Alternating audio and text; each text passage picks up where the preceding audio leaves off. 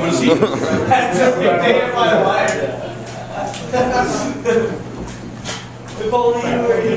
the shit. So what's going on, everybody? My name is Wade. Some call me great. Most of them are women. Not saying they're not all women, you know. There are. In college, there was this one girl, you know. She was a pig. I mean, I didn't call her a pig. Other people called her a pig. But no, because she was big. Because she had a little nose. It was pig. She looked like Miss Piggy. I never went to college. You know, sometimes I have some really fucked up dreams. You know, because like I used to get high all the time. You know, and I haven't been high for at least 15, 20 minutes. So, you know, when I decided to quit smoking, you know, for my job, I started having these outrageous dreams at night.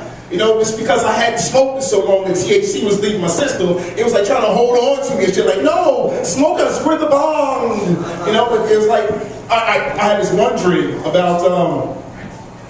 Like, you ever have a dream where you're surrounded by women, right?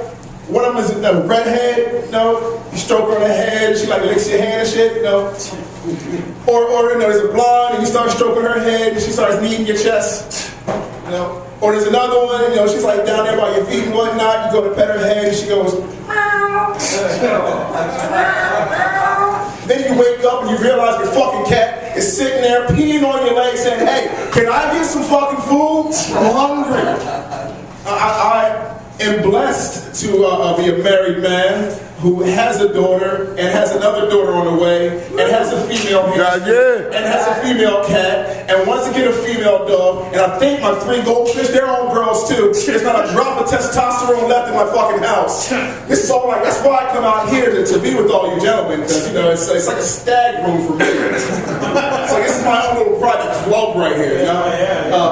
On Friday night, I had the opportunity to perform at a different kind of show. I walk up here and I get on stage and I look at all these people in the audience and I'm like, yo, I'm about to kill this show. Not realizing they have been drinking for the past 3 hours and dancing and listening to the band and really enjoying themselves, and they were not there to listen to a comic. Death on stage. I died. I'm up. I have video of the fucking thing. I'm up on stage telling my jokes. People are still talking to the point where this dude Chris had to come up there and tell everybody, shut the fuck up. Then they turn the lights off. Black dude on a dark stage. They turn the lights off. Thank you. Oh, hey, am I smiling enough? You still seeing? I'm right fucking there.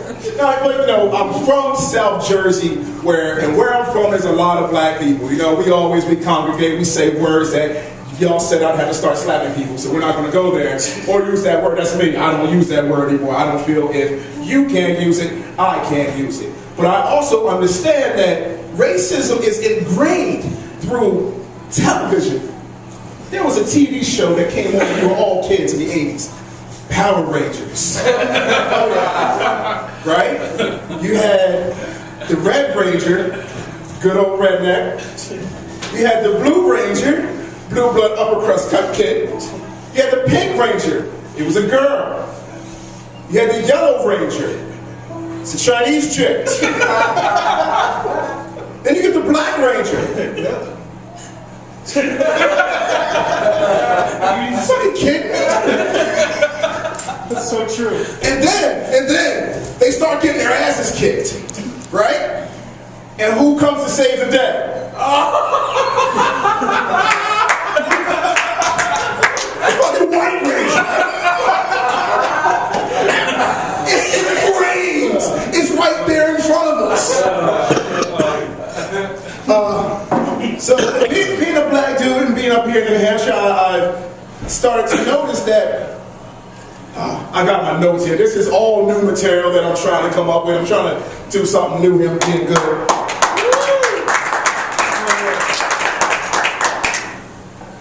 I was watching, there it is. All right. So being a black dude, being up here in New Hampshire, I've come to notice that I get the opportunity to date a lot of white women. Like, that's a big surprise for all of you. Now, dating white women, I've come across some interesting scenarios. Like, I was dating this girl, Amy. She says to me, let's go park up by Madame Cherie's house. Get a little naughty. Okay. I go up here, park in the middle of the darkest wood with no lights anywhere I can see, climb into the backseat of her van. She gets back there with me and starts, slobbing my knob, gobbling my nugget, tickling my testicles. You know what I'm saying? I am loving this. I'm up in New Hampshire. I just got here 3-4 months ago. I got some white chick blowing me in the back of her minivan in the middle of the woods. And of course, the cops show up. The blue lights come on, I zip up, she pulls back and starts fixing her top. Cop comes up to the window and says, excuse me, miss, are you alright? What the fuck? The black dude sitting in the backseat of the van don't get no respect. Dude, I'm zipping up my pants. I'm not even holding her by the back of the head for once.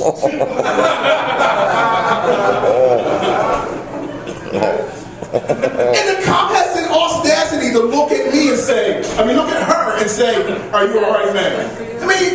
Cops are some of the most, I got this. It's like, I got it. the cop sees you fucking, they lose all sense of reality. I'm in the middle of the woods, and I got a thing with this, it happens, I'm in the car with the girl. We're fucking. My ass cheeks are popping off the front windshields, okay? You can see that I am plowing away, right? The cop pulls up slowly next to the car, and I'm like, I don't hear shit, right? The cop car pulls up next to us and sits there, turns the fucking spotlight on me. I'm like,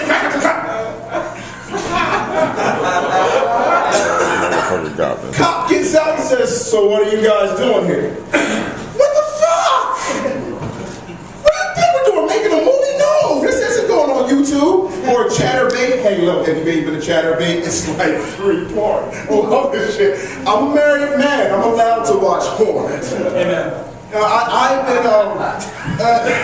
Being a married man makes it difficult for me to come up with new things to do. Because if I decide to come home one day dressed up like a handyman, go in the house, hey baby, oh, you got a part-time job? Like that's gonna fucking happen.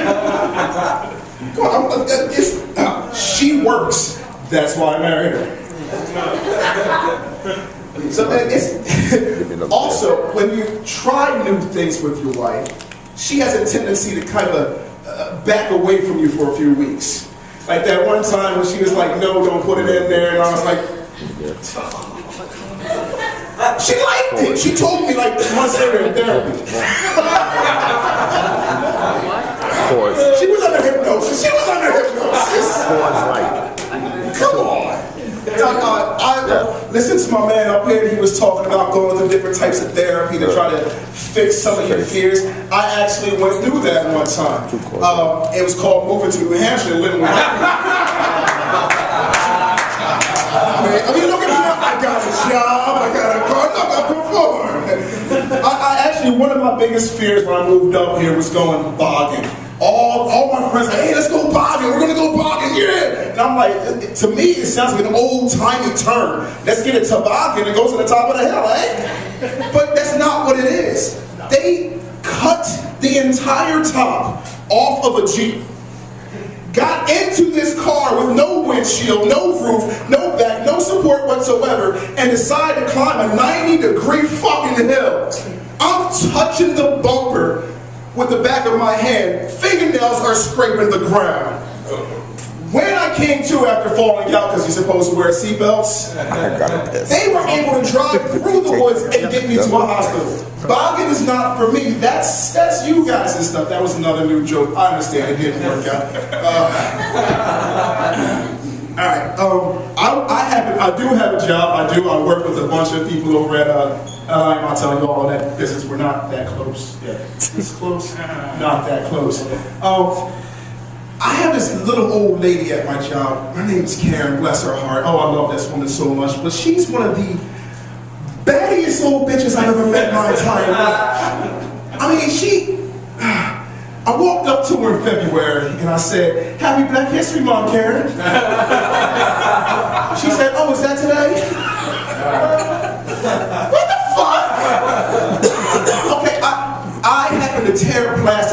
off of boxes. I work in a shipping receiving dock.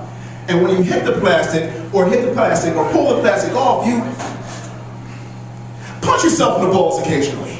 Anybody else here ever punched himself in the balls? Yeah. You know how stupid you fucking feel laying on the ground after having punched yourself in the balls.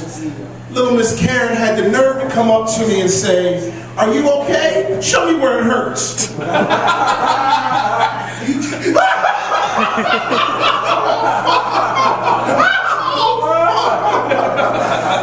I love this little old lady to death, and one day she decided to come in and make oatmeal cookies for everybody.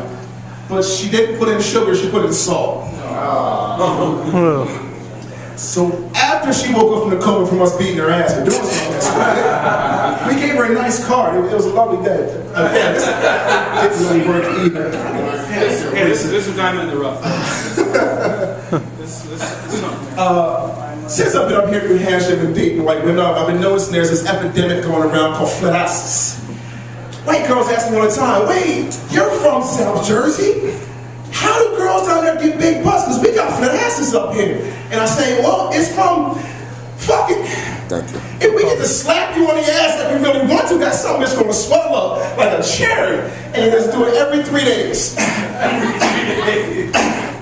Oh, that's looking nice. I'll see you next week. That's another new one. Damn. Sure. I'm just making me go through all my jokes. Good Lord. Alright, last one. I am a geek. I like to watch wrestling. I know I'm probably one of the few grown men who will admit in front of other grown men that I like wrestling, but I do like wrestling. Yeah, they wear tights. Some of them happen to wear jeans, but if you see somebody jump off a 45-foot tall cage and land on another person, baby, that's not fake, and that fucking hurt. But then you get into some of the personalities of the wrestlers, like The Rock.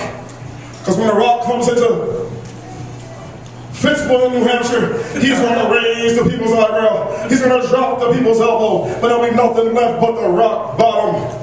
Do you think he goes home to his wife with that same voice? "Oh, baby, I'm gonna take you into the bedroom. I'm gonna lay you down on top of the sheets, and once I get to stroking, there'll be some poking. Do you smell?" Or even better for the old school wrestling fans, "Ooh yeah, macho man, yeah. Baby, get in the kitchen and make me a sandwich. I want some salami on the bread and some mustard. I'm gonna snap into it, yeah. Ooh yeah, brother. Because when the macho man gets into the ring with Hulk Hogan, oh, we're gonna eat our vitamins, we're gonna sing our prayers, and we're gonna eat the level shit of that sandwich." Woo! And that's the end of my wrestling joke. Which pretty much brings me to the end of my evening. My name is Wade. Thanks for listening.